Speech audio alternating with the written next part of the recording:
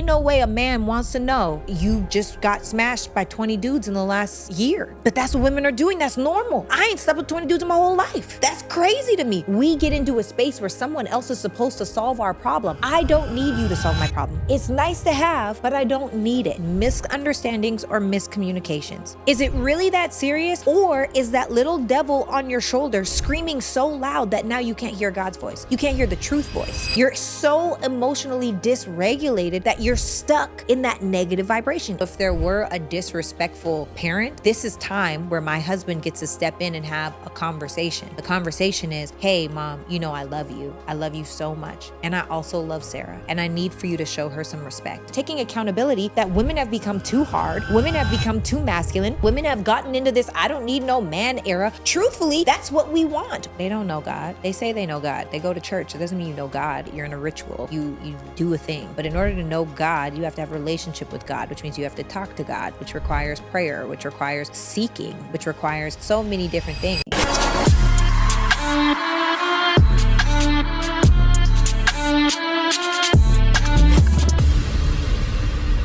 What's up, guys, and welcome to another episode of It's Giving. I am your host, Sarah Fontenot, and if you have not yet, please hit that button below and get subscribed. Hit that little bell so you get a notification with each new piece of content that we're working so hard to create. Fun fact, we realize that in the higher part, this is how fun the fact is, okay? Even sirens are going off. We realize that in the higher parts of 70% of y'all come watch our content, but are not subscribing. So I am asking you to make the full commitment, okay? We don't believe in situationships here. Actually, we rebuke those in the name of Jesus, okay? So go ahead and hit that button and subscribe. As per usual, we've got Shot by Anissa on the mic. What's up, baby girl? What up, Sarah? What up? How are you feeling? I'm blessed. I can't complain. Okay, all right. We got Who is Kenny V, Producer of the Year, Creative Director. What's up? Who? Yo, they gave me a mic this time. Yes. Sarah was like, I need you to grab the mic. I said, I guess. The people asked for it, you know? But givers, it's another giving day. Let's go. Yes. So, right. without further ado, I got questions for you, Sarah. let's go. Somebody in the giving comment section asked, "Is Brock a sport agent?" A sport agent? Yes. No. Okay, next. Is marriage still sacred or just a rebrand of survival? I think true husband and wife marriage is absolutely sacred. I think it is something that stands the test of time. I think that it takes God in order to even get through all of the things that keep you grounded and level. And I also think that marriage in this day and age, if you're just getting married because you think that that's something you're supposed to do, then no, it's not sacred. So yes and no. And I think that it really depends on what you want, and are you patient enough to wait for someone that's in alignment with that? There was a question in this chat that I want to ask. Yeah, because I can't see it from here. Kenny, do you see the question from Tinsley_914? All right. So we have a great question from the giver, Tinsley_914. Uh-huh. All right. So, Sarah, how do you get your boyfriend to stop playing the victim in situations where he's in the wrong? He's cheated on me and then got mad at me for getting mad at him. What do I do? Okay. Break up First with and him. foremost, everyone should know, man or woman, if someone feels like you're attacking them when you share your feelings, that is one of the highest forms of manipulation. That is flipping the script, that is lacking accountability, that is going around without taking the real consequence that you created. So the question is, if he's always doing this and he's not either aware that he does it or willing to work on it, then you will forever be dealing with a person that will gaslight you, that will manipulate you, that will breadcrumb you, that will make you feel like you're the person that's crazy when you know that you're not. And the truth is that type of person probably is not prepared to be in a healthy relationship right now. And so my question is not, are you open to walking away? Because I don't encourage that. Is he open to receiving your feedback as feedback instead of an attack? Is he open to going through the growth of what's necessary? And also, are you open to your trust after cheating? That is betrayal, right? Are you open to growing in that level of trust as well? That's what I would say, Tinsley. If you have a follow-up question, please feel free to put it in the comments. Can a marriage truly recover after adultery? I've said this before and I'll say it again. Sometimes cheating can make you worse, and sometimes cheating can make you better. And for me, marriage would be absolutely worse. But for some, marriage would be better. And what I mean by that is sometimes people don't understand the level of neglect that they've been giving their partner until something as big as cheating happens. And it's like, oh, wow, maybe I haven't been listening. Oh, wow, maybe I haven't been present. Oh, wow. And it's almost like a reality check of I have this person that I love and I don't want to lose them. But I have been neglecting them. Thank you for this reality check. Let's make it better. Let's fix it. And then both parts have to be obviously in it to make it stronger. And then for others, cheating just is the beginning of a crumbling to the empire that you have worked so hard to build. If you are anything like me, cheating is absolutely not okay at all, nor is it accepted. So, follow-up question. Yeah. Do men cheat out of opportunity or insecurity? I think men that cheat. I don't think it's either out of opportunity or insecurity. I think that a cheater is going to do exactly what a cheater wants to do. Maybe it's they want to claim their autonomy. Maybe they want to know if they can get away with it. Maybe they're secretly serial killers. I don't have a clue what Secretly any of serial killers. yeah, is I don't know what crazy. the answer is. Maybe we all saw the show on Netflix about homeboy that was sawing people up and at the same time was married to a whole woman and we all it doesn't matter. That's off topic. Here we go. What? The point is a cheater will cheat. And women, honestly, I think most women cheat because of neglect. But I think most men cheat because they're cheaters and they don't have that standard or that integrity point or that barometer with God to hold them accountable to being the type of man that isn't giving into every female that comes their way, because self-discipline and self-control is one of the highest forms of masculinity, highest forms of self-love, highest forms of self-respect. Why would you give another female the opportunity to ruin what you built with someone you say you love? Because they're driven by lust. That's not a man I want. I know that's right. Yeah. Is for better or worse outdated when worse is constant? Ooh, child. See, this is the thing. There's going to be times where worse is constant. Like that's just the reality. Every relationship, whether you're boyfriend, girlfriend, engaged, married, or married for decades, right? There are seasons in relationships. And I would hope that every person in a relationship learns to gather the tools to practice repair, because there are going to be times where you're in a lull of your relationship where you really can't stand your partner. And even though you may not be cheating, maybe you may not be, out there disrespecting them, you may still be neglectful in the home, which also anything that you neglect dies. So in that season, are you committed to the season of neglect, or is this just a season that's going to pass? Right? Is this just the way our relationship is now? Or are you willing to rewire and fire the neurons in your brain that say, this is a person that I love? That's the work. Love, it's so funny to me when people are like, love is enough for a relationship. No, it's not. Love is not enough. The Bible tells you how to love, but love is a feeling and feelings are fleeting. I will not love this person all the time, but I am committed to my commitment to you. And commitment comes with discipline, comes with self-control, comes with self-respect, comes with all of the things that are going to allow for you to get back to baseline with your partner when things start to get astray. The problem is people wait too long to try to address those things. And now you got to sort through resentment. You got to sort through miscommunication. You got to sort through, I don't even know, the distance and the coldness and all these different things. So the goal is to have those hard conversations, because a relationship is only as strong as its hardest conversation, where you're able to express, not taking it defensively. And let me also just say this, and then I see you have a follow-up, Anissa. This is what people do, and they do it on this podcast. So let me put it actually in that term of things, right?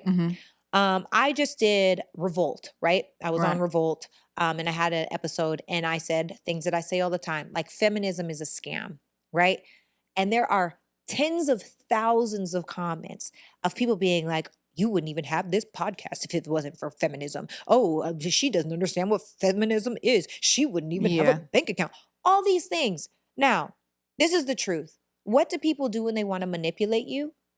They try to find the one word inside of the sentence that you just said And they know your intention, but if they misconstrue what Mhm. you just said, they don't have to take accountability for the rest of the sentence. So by you saying that what I'm saying is feminism is a scam, and then I go on to say, you know, we're equal in value, but we're not equal in traits. Men and women need each other.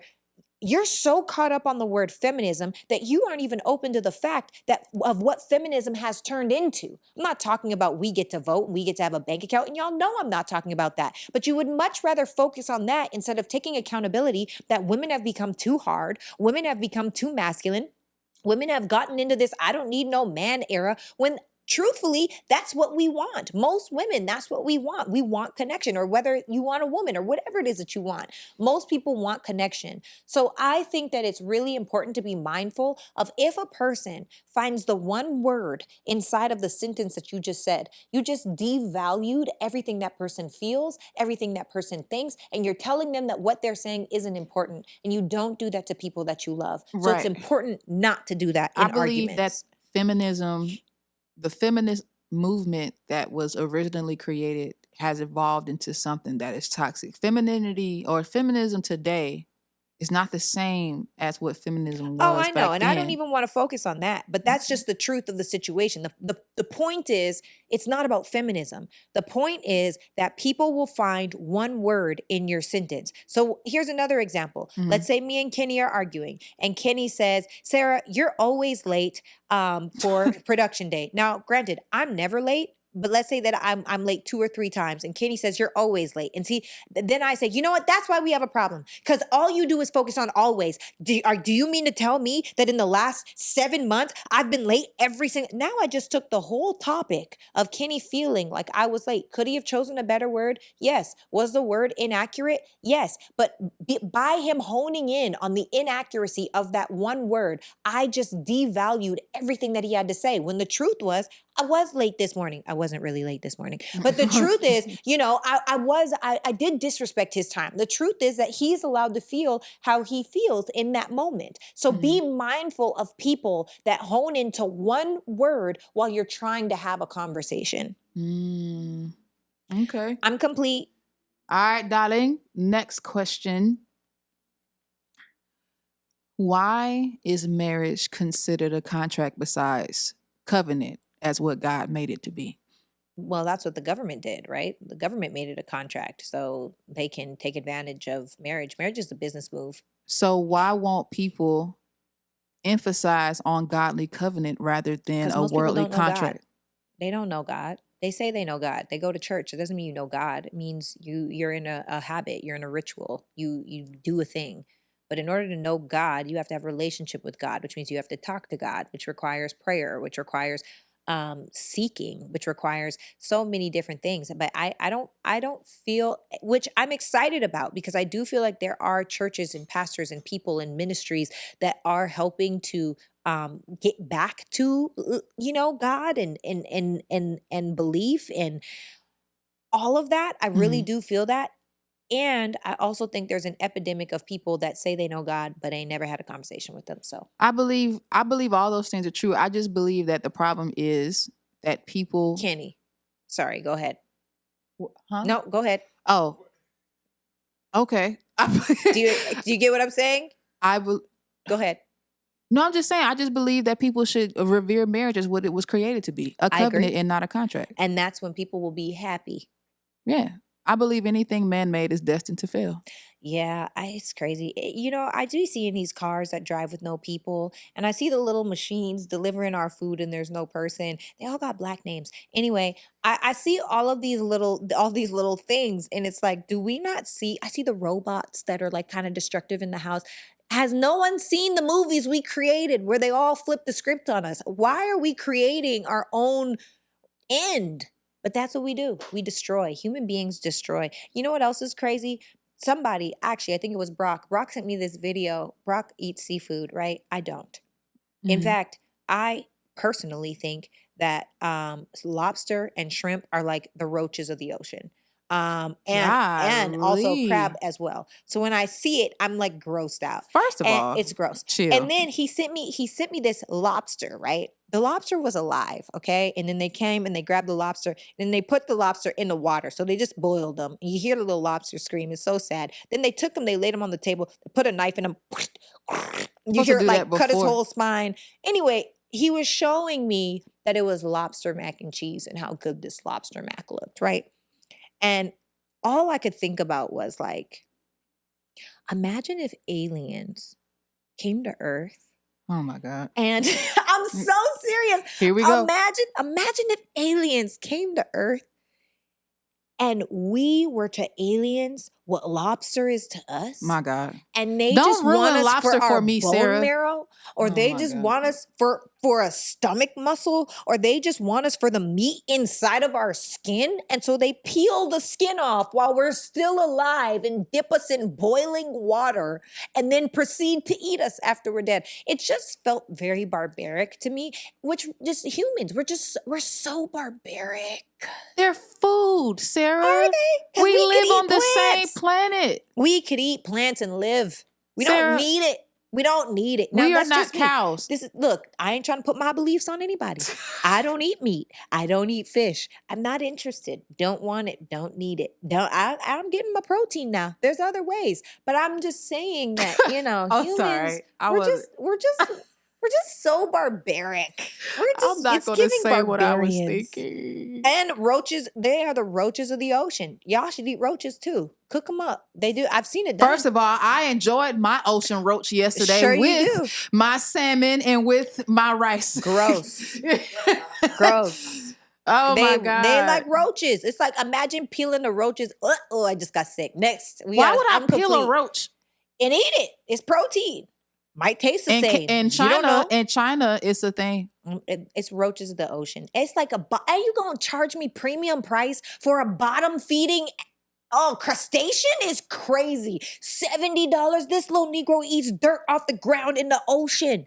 It's all But with butter, they taste defecation. like gold. That's disgusting. No, I'm it's not. disgusted. Sorry, I don't even want to talk about it anymore. All right, Sarah, I'm back very to the complete. program. Should prenups be mandatory and why? No, next question. I've talked about that. Oh, yeah, we have. I got a quick one for you. Okay, I'm ready. So Miss Coco Frizz says or asks, can someone you're sleeping with and meshing well with turn into a relationship, or is it messed up already because you're sleeping with It's them? probably messed up already. There are exceptions to the rule, but most times you're in a situationship. Stop sleeping with that man until you have a commitment with that man. Don't let him get it. And this is the thing. Men want to conquer, and they value you more when they have to wait. Kenny, is that true or false? As a man, men, sound off in these comments. Do you value a woman more when you have to wait?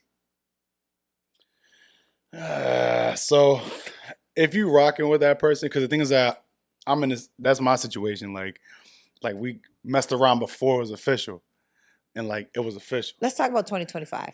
You You were 20 years old when that happened. Yeah, it's a different time We've been period. grown. That's what I'm saying, because that was like, yo, we together? Yeah, we together, we did it. But so at this time, yeah, I feel like now, especially like my single friends, like if they're smashing and getting it already, they're not really thinking about what's the future with her now. It's so cute and dandelions and everything. So I get that. But I mean, back in my day, you know what I mean? That was 10 years ago. We ain't talking about that. And we also aren't talking about 20-year-olds, right? Like if you're in your mid to late 20s and in your early to mid 30s, stop sleeping with these men. Let them sleep with everybody else, but not you. Go for the teas, go for the walks, go for nice dinners if you want to. Go dancing, go karaokeing. Oh my gosh, go to a pottery class. Come up with new ways that this person doesn't even know that they have fun.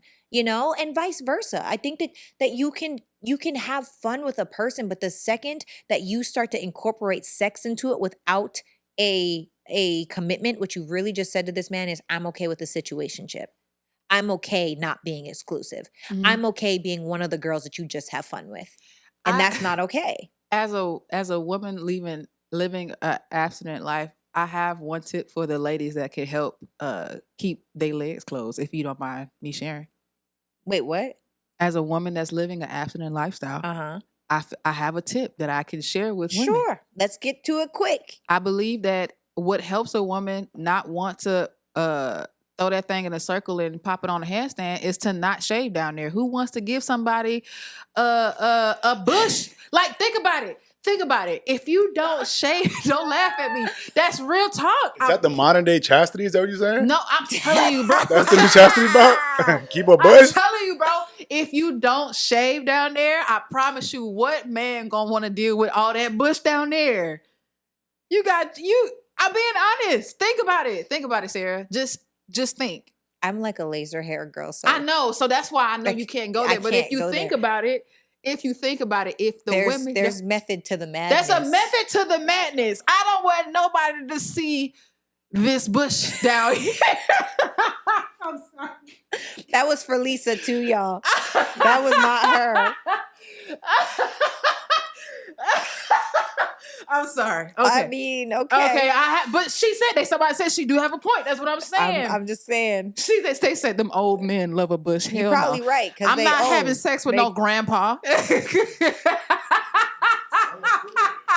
I mean, somebody out here is. Oh my God. All right, what's another question? Oh. I got a quick one. So Green Eyes V asks, do you think a woman has to tell a man every detail about her past?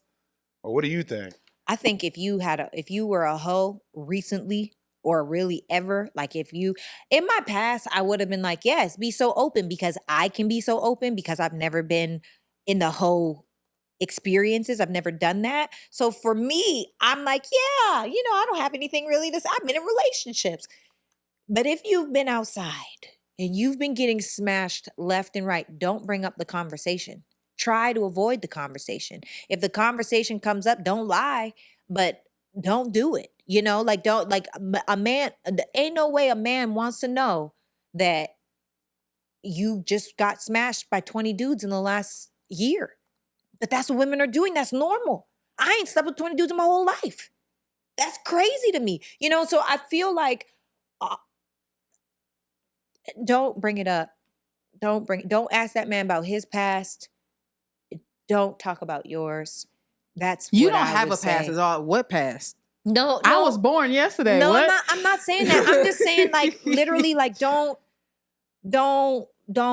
just don't. And don't try to find who you been. Don't ask him, because it's okay for him to be outside. It's not okay for a female to be outside. It's a double standard. Mm-hmm. I don't know, Kenny. What do you think? Next question. So what I have is talking about the past, right? So I think it's all to answer that question for. I think if the person wants to know, just have the conversation. If you feel embarrassed about your past, have the conversation. See if this person's real with you or not. Like, just to see if they can handle it. They can handle it, and if you're uncomfortable, see if your partner can make you feel more comfortable about it. You know what else I feel like? What? If you feel uncomfortable with a certain man that you think would be uncomfortable, you're with the wrong man. There you go. Because the truth is, if you're with a man who is used to being with women that have been with everybody, he's probably been with everybody too, and it might be okay. Like, that might be the exception to the rule. There's alignment in the madness. But there's alignment, yeah, it is. So if you feel embarrassed, if you got this good man who is a business owner, he's on his stuff, he loves God, and he's ready to wife you, and you like, dang, I really don't want to tell him the truth. There's a reason why. Also, if you're ashamed of your past, you need to go to therapy. Yeah. Therapy is important. Do we feel complete? Yeah. All right, next question. Somebody in the comments says, he said, I caught my significant other messaging someone else. She's trying to get me to say I love her when I caught her, and we've been together for 5 years, and she lives with me. How does he navigate that? Wait, what? So there's a man and a woman in a relationship. They live together, been together for 5 years. He caught her texting somebody else. Okay. And since he caught her, he has not told her he loves her. How do he navigate that? Well, I feel like leave the girl. No, I don't feel like that. It's a decision. Number one, why are you with this girl for 5 years and you're not married? That's my first question. Number two, where is she feeling neglected? Because women most times step out due to neglect. So if you want to do it the grown man way, it would be, why is this happening? What are you not getting? What do you need more from me of? And then work towards that. And it is a decision to do so with forgiveness, not to throw it in her face, not to be like, oh, because if I start doing bad, you just gonna text whoever. You can't do that. And for the woman, she has to be okay with the reassurance necessary to help rebuild the trust that she broke with him. So I'm not saying I'm never gonna be the person that's like, leave your person. If that's who you want to be with, that's who you want to be with. No one is perfect. And there's just ways to work through all the things. What about the women who do come to their man? Let's just say scenario. There's a woman that's being neglected in her marriage, and emotionally and mentally. Let's just say that her husband is verbally abusive and he doesn't understand the things that he's saying is wrong. I've seen that happen before. Like, he genuinely doesn't understand why he's saying what he's saying is wrong. Like, I get it. right, okay. And she's telling him, she tears in her eyes, like, I need you to change this. Like, this is not working. Da da da da. But then he doesn't take her emotions seriously and says some stupid stuff like, "You're so cute when you're angry." Yeah. Or it's not that serious, or Yeah. like things like that happen all the time. But that honestly, if a man cannot understand, or a woman, so there's attachment styles, right? There is a secure, an anxious, and an avoidant attachment style. And oftentimes, if a person is unable to understand, relate to, emulate, or feel someone's emotions, oftentimes they're in avoidant attachment style. And they don't want to go to super emotional places because somewhere in their past, they felt like they were abandoned. They felt like they couldn't rely on anyone. And so emotional closeness can be very scary for them. And so I say that to say that if that person is minimizing how you feel in a scenario, if they're saying, oh, you're so dramatic, or it's not that serious, or any of those things, you have to know that it actually has nothing to do with you and everything to do with, in that moment, they're trying to protect them from going to an emotional space. Now, is it fair? No. What it takes is intentional work on both people's efforts for one partner not to feel unheard or unseen or unacknowledged, and the other partner not to feel overwhelmed by emotion and turn to their standoffish side, because that's what they'll do. They'll keep you at arm's width because keeping you close is scary, right? So I would just say, there's a really great book called Attachment Styles. You can read that book and see if that's in alignment with what I'm talking about for the person in this scenario. But it is really important to understand, because oftentimes anxious people, avoidance can turn secure as anxious, but oftentimes avoidance end up with anxious partners.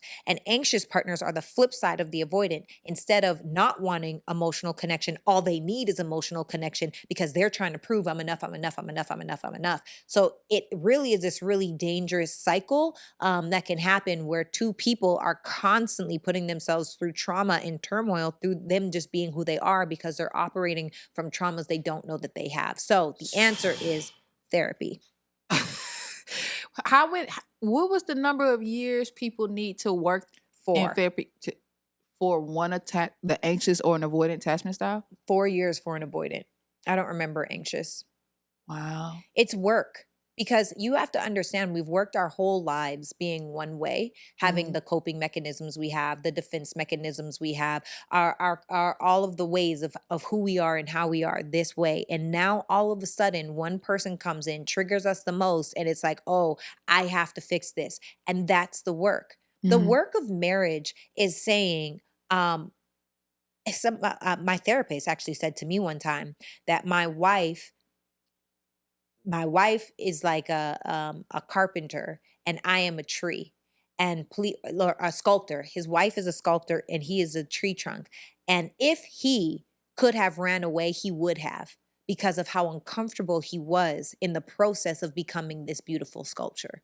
So that's what we do for one another. We trigger each other inside of our relationship. It's not new. It's just having the understanding of human nature. I still get triggered. I'm a real person by friends and family and partners, right? Like it's not like anyone is null and void from being triggered. It's what are you going to do with it? So you believe that you should get in a relationship with somebody who can challenge you?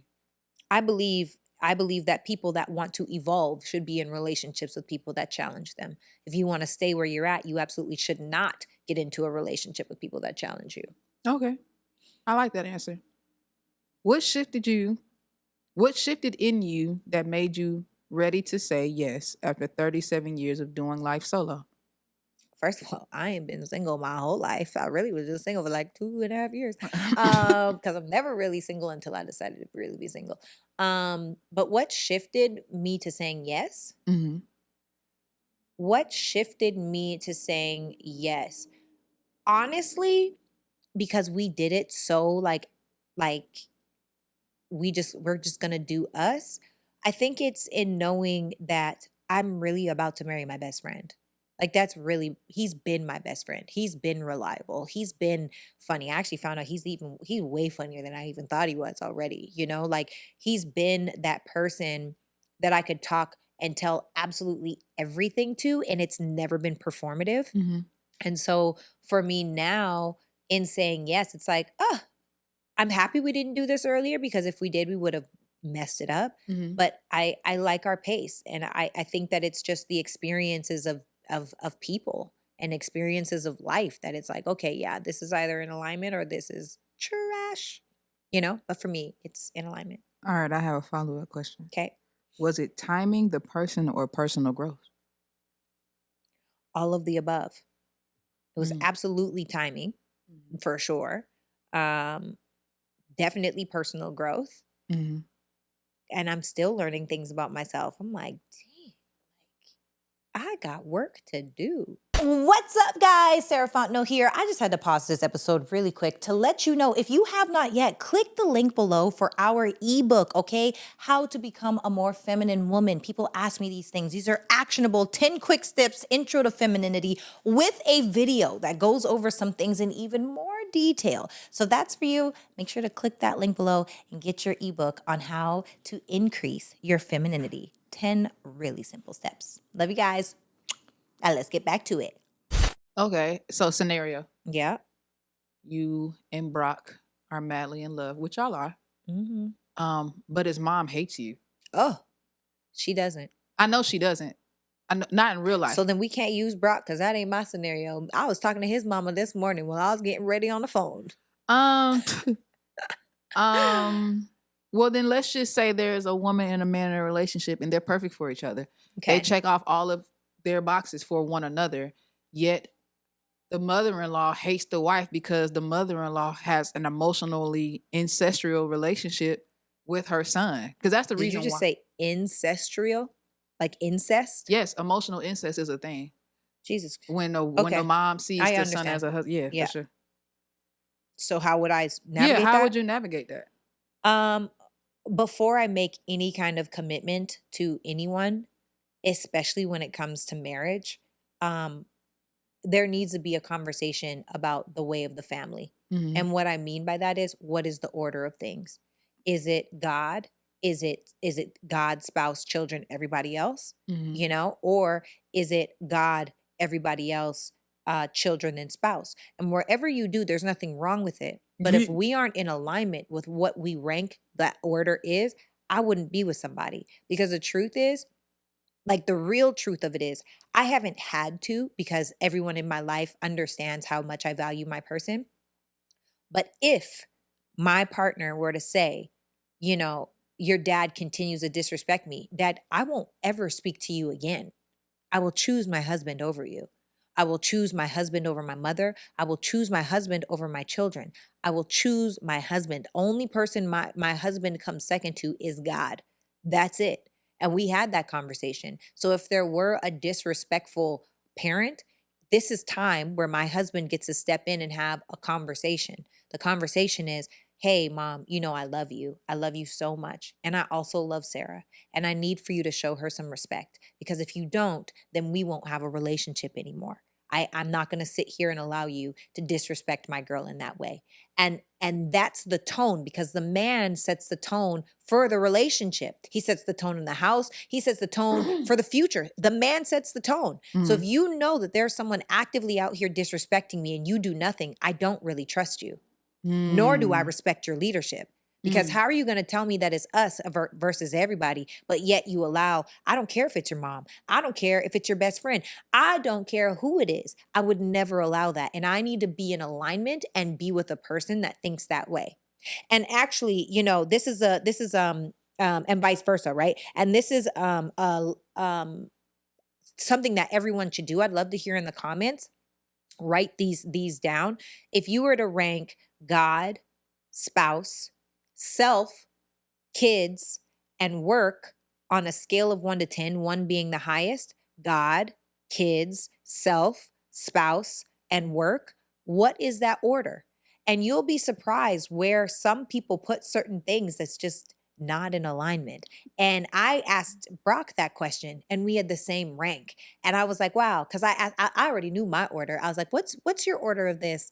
And when he did it, I was like, what? Tell me why. And he said the same reason that I had. Because if I rank those things, I have, pardon God, me, God is first. of course, I have God, spouse, kids, Right. work, self. Because the truth is, if I'm with a partner that makes their spouse number 2, I'm never actually last. But a lot of women, especially, will say God, kids, Right. self, I was just about to go spouse, into that. work. And they'll say it's self because if I don't pour into me, who else would? But why are you choosing a man that's not pouring into you? Right. Because we only have but so much capacity. Right. So the women who come into a marriage with children, but then put their children before their husband, speak to them. Like, my kid comes first. You just my husband. Or you just my wife. My daughter comes first. That's my daughter. Yeah, no. It's just a no for me. I'm sorry. If this is whether this is his children or not, no.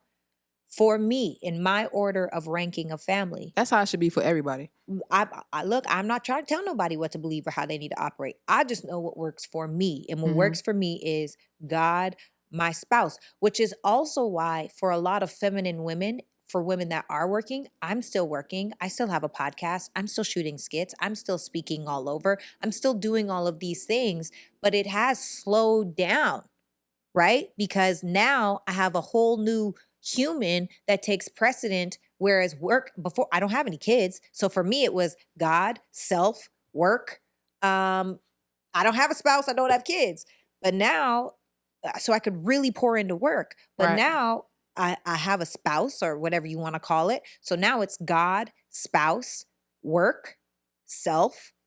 We don't have any kids.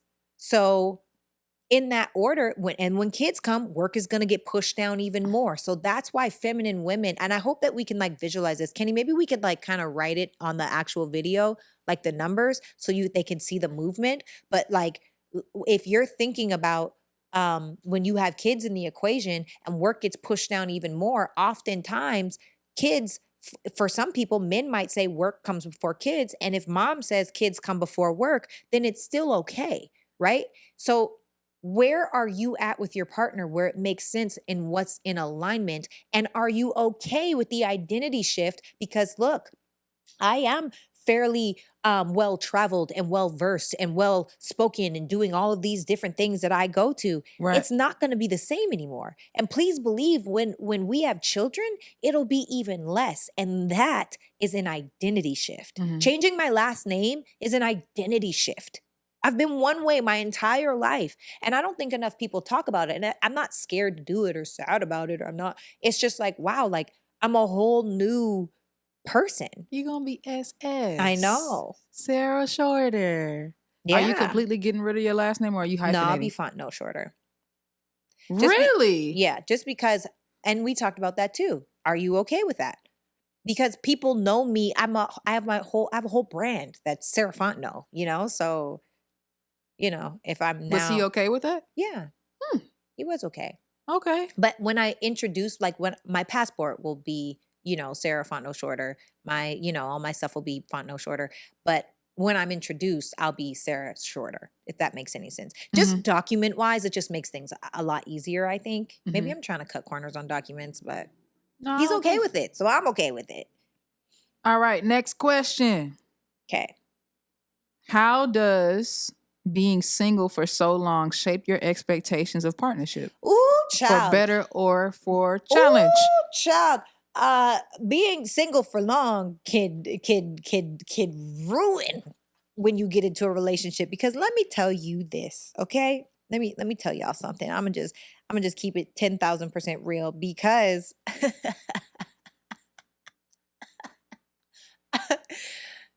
to my man, where am I at? Here. I love you so much, and this does not take away any part of how incredible you are. And one of the biggest shifts for both of us, because we talk about everything, for both of us is, for years, I ain't had a roommate. I don't see a person in the morning. And if I do, it's just during like a small visit, right? Like my family comes in, my girls come in. I start to get overwhelmed when there's a lot of people or any people. Like, get out my space. Yeah. I have a I know whole that regimen. firsthand. Yeah, I have a whole regimen in the morning. I like to do my little thing in the morning, and I still haven't figured my regimen out. I'm not even gonna lie. And he is the same. He hasn't lived with nobody for I don't even know how long. So you have two people that are very used to being themselves. And by that, I mean not having to think about another person. Right. You know, like, oh, I'm ordering food. Let me send you the Uber Eats thing. Or, oh, I'm hungry. I should probably grab something on the way home. Or, oh, I need to do laundry and both of our clothes are in the bin. And, oh, I got to put all the laundry up. I hate putting away laundry. Hate it. Hate it. But now I'm putting away his laundry too. And little things like the other day, I organized this little boxer drawer because everything was crazy, but I made it so that you could just pull out one pair of boxers. Men, life will be so much easier. Did you know that if you fold your boxers, like you fold them so that if they're, well, I guess it depends. No, it's the same. And you fold them again, then they're little, right? And you just put it in where you could see the top logo of what the boxers are, and then you just line them up. You know, you just line them up ever so nicely. Now you can just grab boxers. If you fold your boxers, now you got to sort through which ones you want. Or if you don't fold them at all, my life would be over. I can't even imagine. Anyway, so I say that to say that you know, you get around a person and to get to be thoughtful all the time is a new level of energy that you don't have to have when you're single. Yeah. And the same for him. He hasn't had to think about all the little things that he does for me. You know, like he'll make sure that the soap dispensers are full. He makes sure that the step ladder is actually in the kitchen now because all the cupboards are 80 feet tall in this freaking huge kitchen. Or he'll make sure he does so many of the things that I don't really think about. And so do I. So that was a big challenge, having a person like being in someone else's space every day. That's new. Yeah. For both of us. And it's not bad. I hope people aren't hearing this and gonna be like, oh God.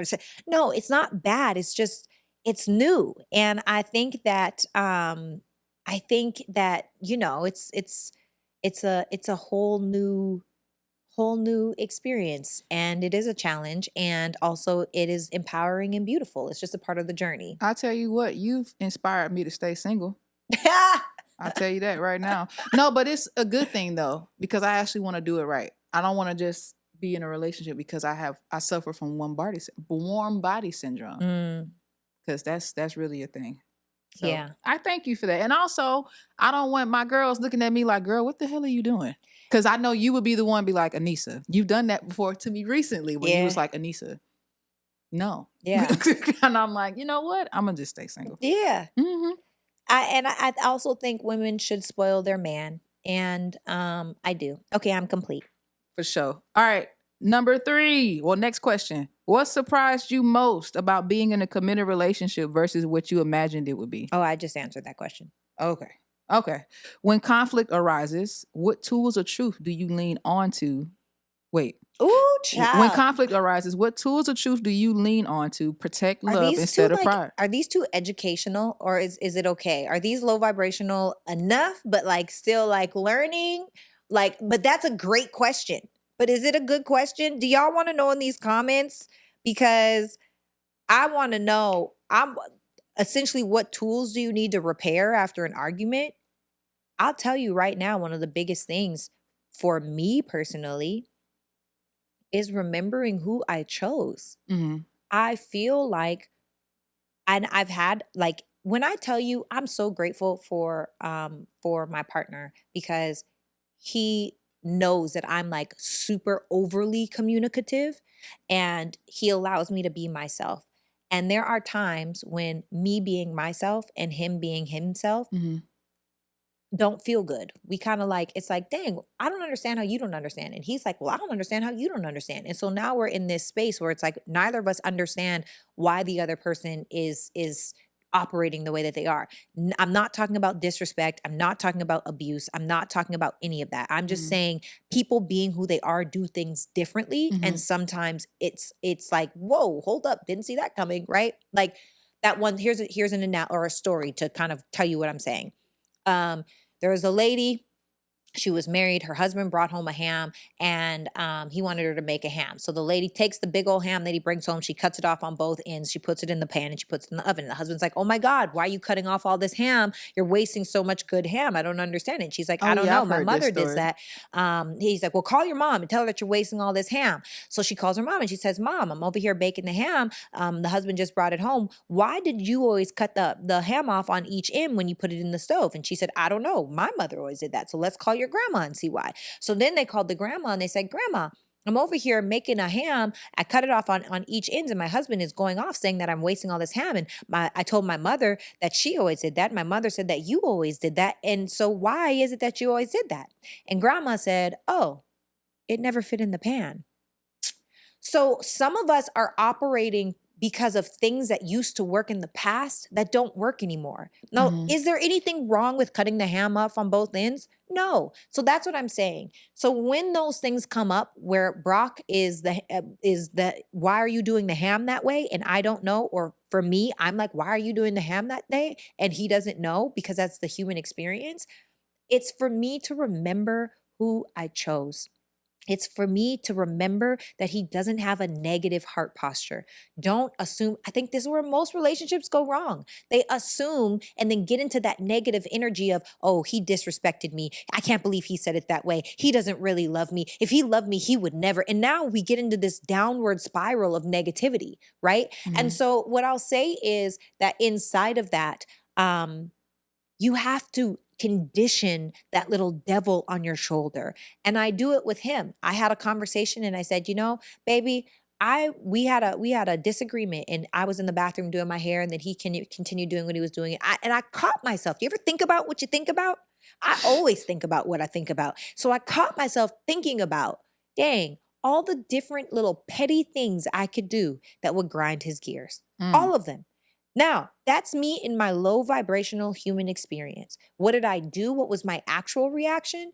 I went to him and I said, baby, I am in the bathroom doing my hair, thinking of all the petty things that I could do right now. And I don't want to be in that space. Like, I'm just trying to understand and get on the same page.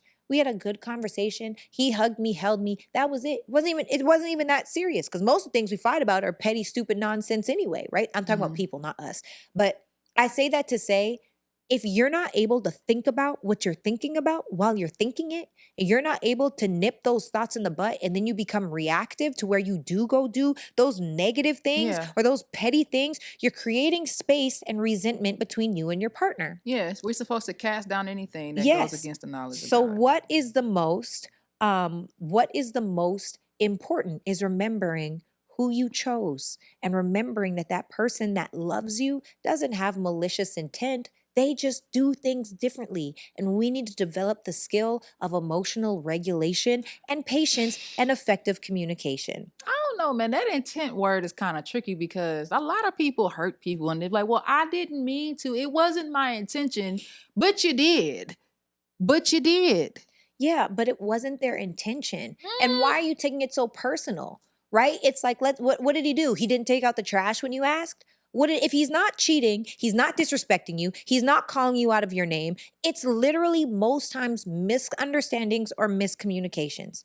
Is it really that serious? Or is that little devil on your shoulder screaming so loud that now you can't hear God's voice? You can't hear your own voice. You can't hear the truth voice. Mm. You're so emotionally dysregulated that you're stuck in that negative vibration and you have to get out of the vibration. You have to take the time to think about what you're thinking about. So, scenario, you're two people are in this wonderful relationship and the husband just got laid off from work. Let's say his business take or whatever. Something has him in a tiffy and he's not himself. And Okay. he's very knee-jerking, like reactive in conversation. He's become less conscious of how he deals with the woman verbally, mentally, and emotionally. And he starts verbally abusing her because of his own mess, because he's thinking about his ability to do. And he's not thinking about how what he's doing is hurting her.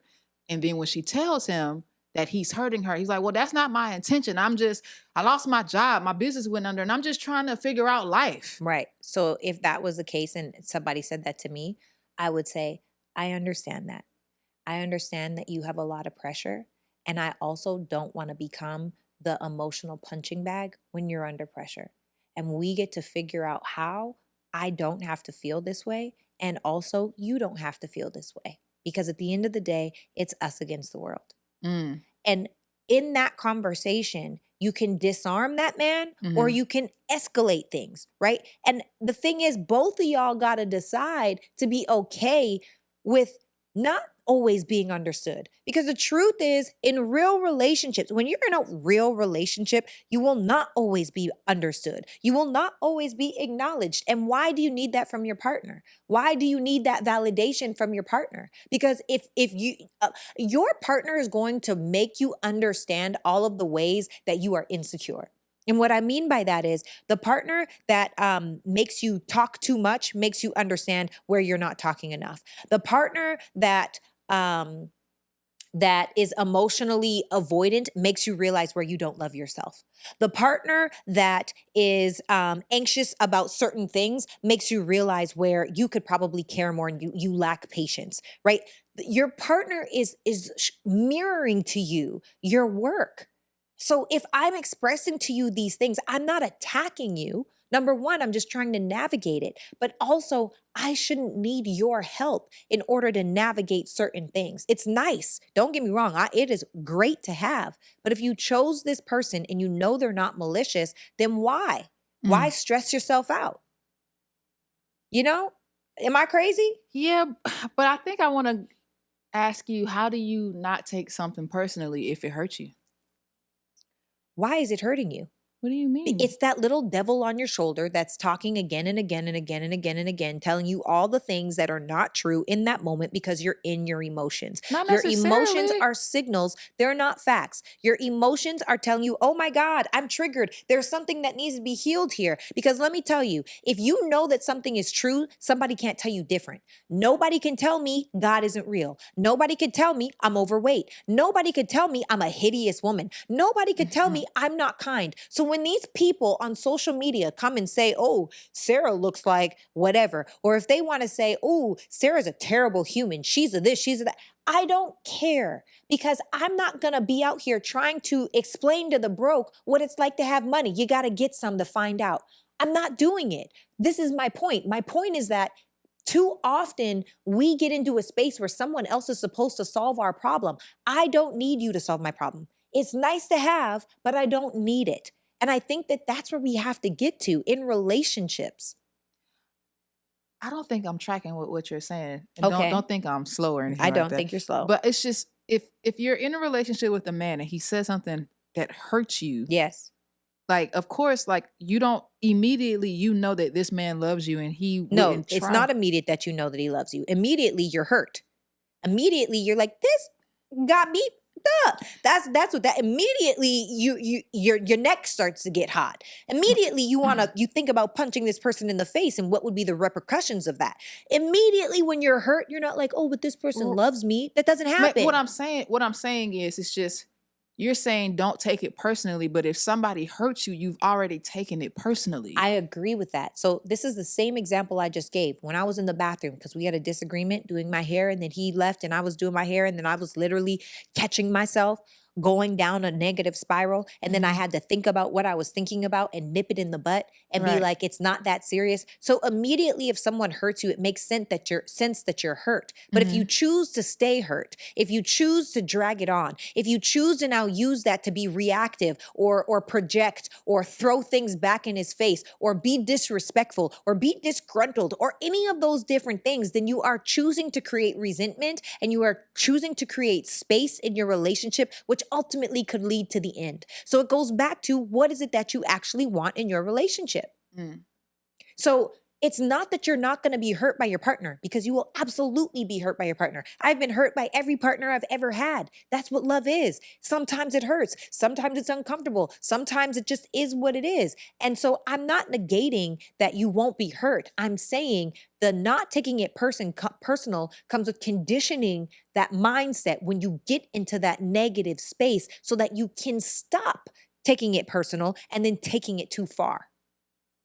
Does that make sense? Y'all let me know in these comments. Does this make sense? Yeah. Kenny, what do you think? You in a long, long, long relationship. What you think?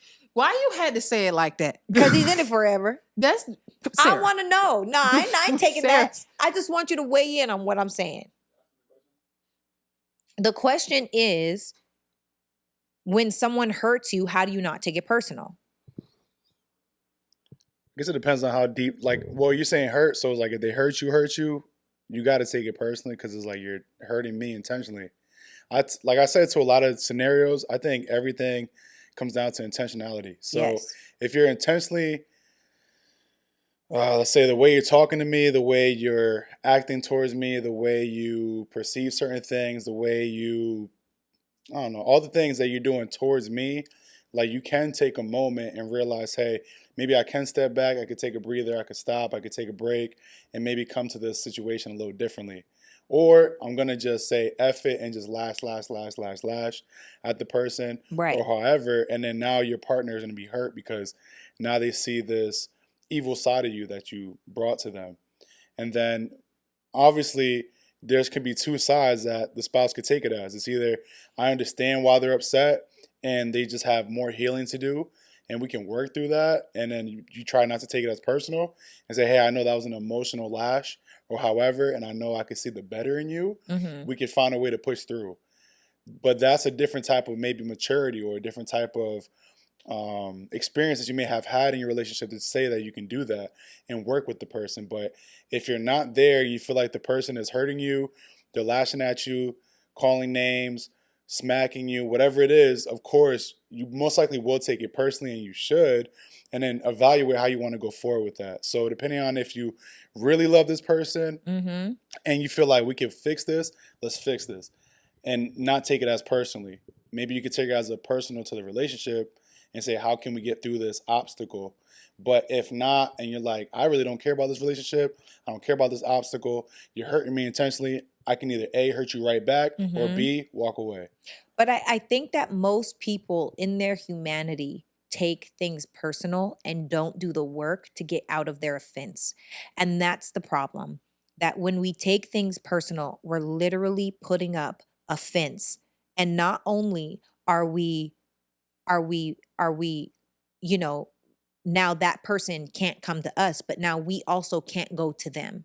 And so I'm not saying you won't be offended. I'm not saying you won't be hurt. I'm not saying it won't feel personal at first. But what I am saying, and what I can guarantee, is if you don't do the work to get out of the offense part, like, you've offended me, you've hurt my feelings, this was intentional. It's not intentional, because the people that love you don't intentionally try to hurt you.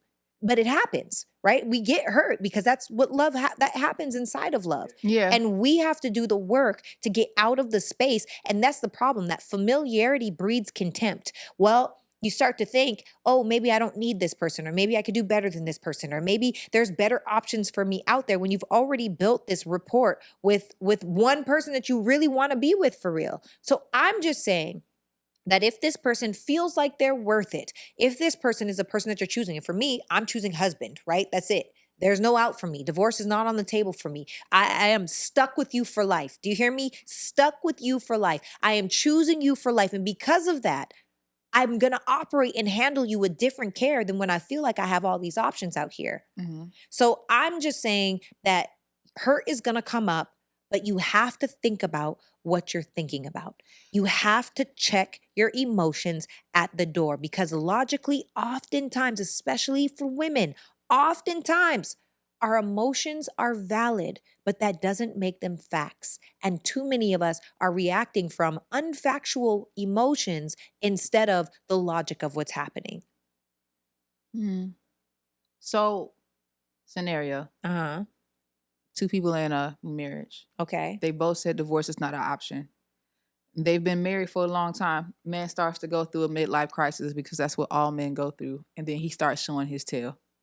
How would the wife navigate that if he's flirting with other women, giving women attention because he's trying to do whatever he can to feel youthful again or to feel like he's that man again because he doesn't want to, he wants to try to dodge the aging process. I don't understand the midlife crisis thing, but I'm just trying to, from what makes sense to me, is divorce now an option then? Because Divorce is not an option for me. so wait a minute, Sarah. So what you're saying is if your husband, let's just say you were in that scenario. Yeah. Oh, and there's a possibility that I could be in that scenario. And if my husband starts trying to get attention from other people, please believe there are going to be many factors in place. And this is the thing too. That's why you got to choose a person that's willing to do the work. That's willing, because oftentimes some people could say, oh, it's a midlife crisis, whatever. He gets to act bad. No, we get to do the work. Marriage is work, and it's beautiful, and it's loving, and it's fun, and it's new experiences, and it is work. It is working on those parts of yourself where you feel insecure because this person is being who they are, and it is triggering, and I still choose you. Mm. So if you are looking for attention, are you not getting attention from me? Is it that I don't look good anymore? Is it and the truth is most times it has nothing to do with me. It has everything to do with the you. other person, right? Inside of your experience. So can we get you in therapy and remind you of the value that's here? Because this is the thing. There are always going to be women that are more beautiful than me, that have better bodies than me, that are smarter than me, that bring more money to the table, that have more nurturing, that have more lovingness. That there are so many better women out there. However, we chose each other. We didn't choose those men or those women. We chose each other. And all I can do is pray that we stay in alignment with we chose each other. Certain things for us just aren't on the table. And if they come onto the table, we got to figure that out. I don't know the answer. I've never been married for 10, 20, 30 years. All I know is the mindset and the core values that I have, the way and the way that my blood boils and my body moves and my soul matches. I am in alignment with who I say that I am. If a man, my man, were to be like, oh, I need attention, I got questions. Because now, is that what we're after? Right. Because I probably want attention. So what does that look like? Let's weigh out the consequence. Let's have a real conversation, but I'm not closed off to having any hard conversation. I don't feel like that's conducive to a functional relationship. For the long haul, maybe the short term. Okay. But in the long haul, I'm talking about, I've been with you for 15 years and I'm in a whole cold phase of my life. And to still choose you, that's challenging. And that's the work.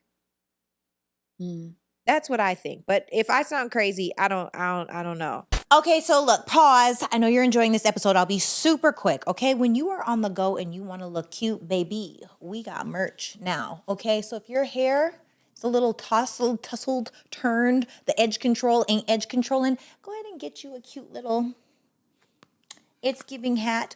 Or if you're thirsty, feeling parched, and you want your drink to stay cold all day, there was nothing in this cup. But you know what? It will keep my beverages cold. So if this is for you guys, we got hoodies, we got all the things. Make sure to check out the store below and get what you love. Let me tell you, it is quality over here, baby. Let's get it. Back to the show. Well, I feel complete, Sarah. How about you? I feel good. What do you think, Kenny? So thank you, Anissa, for jumping on the mic. We got shot by Anissa on the mic. Thank you. What up, Sarah? What's up? We got Who is Kenny V, producer. What's up? Yo, givers, make sure to share this video with everybody you know and everybody you don't know so you can know them. I do that. Let's go. Guys, and if you made it this far, please hit that button below. Hit subscribe so you can get all of our content. You can be fully committed with us. And if see, my brain is too much. I'm overstimulated. I'm overwhelmed. But guys, if no one has told you today, you are freaking phenomenal. Bomb.com. Nothing is happy but you. But you got to do something about it. I love you guys. Mwah. Bye. What's up, guys? It's your girl, Sarah Fontenot, host of the It's Giving podcast, and I have some goodies for you today. Now, you already know about our How to Be More Feminine, a high-value feminine woman ebook. Well, we're taking it up a couple notches. We've got our ebook that's an ultimate self-love guide, and now we have our Boundaries Bible. This is the perfect trio on how to step into and be your best self. And also for the men, it's good for you too, okay? Sometimes our self-esteem, our low self-esteem, our low self-worth is blocking us from our blessing. And your blessing could be your future spouse, okay? So make sure to check out MsSarahFontenot.com if this sounds interesting to you. Love you guys. Sending love and light.